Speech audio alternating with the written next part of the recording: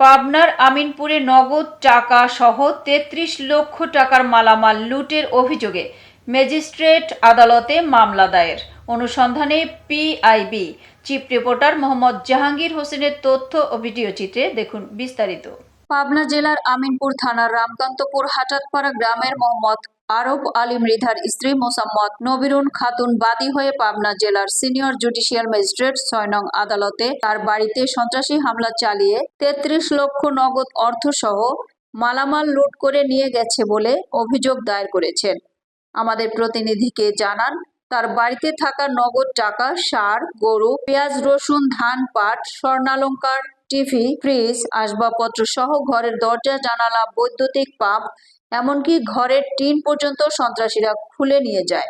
আমার বাড়ির ভিটেমাটি ছাড়া কিছুই রেখে যায়নি উক্ত সন্ত্রাসী দল।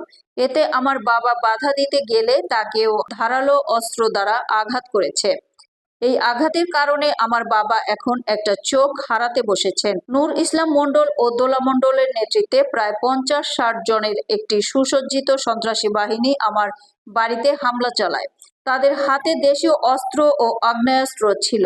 আমি প্রশাসনের কাছে জোরালোভাবে আবেদন করছি যে যথাযথ তদন্ত সাপেক্ষে এই অপরাধীদের শনাক্ত করে আমার খোয়া যাওয়া নগদ টাকাসহ মালামাল ফেরত প্রদান সাপেক্ষে আসামিদের শাস্তি দাবি করছি।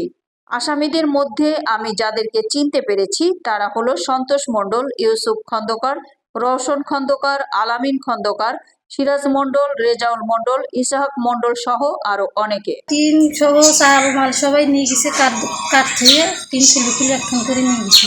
একবার নিঃশ্বাস করছি। আমিনপুর থানায় গেছিল, আমি গেছিলাম না, আমার আব্বু গেছিল, আমার ছোট ভাই গেছিল। তারা গেছিল এই কেস মার্ডার কেসের উপরে কেস নেয় নাই, অথবা বলছে যে আপনারা কোর্টে যা আইনগত এই ব্যবস্থা নেন। এতক্ষণ সাথে থাকার জন্য ধন্যবাদ। i1 টিভি নিয়মিত আপডেট পেতে ভিজিট করুন আমাদের ওয়েবসাইট, ফেসবুক, ইনস্টাগ্রাম ও ইউটিউব চ্যানেলে।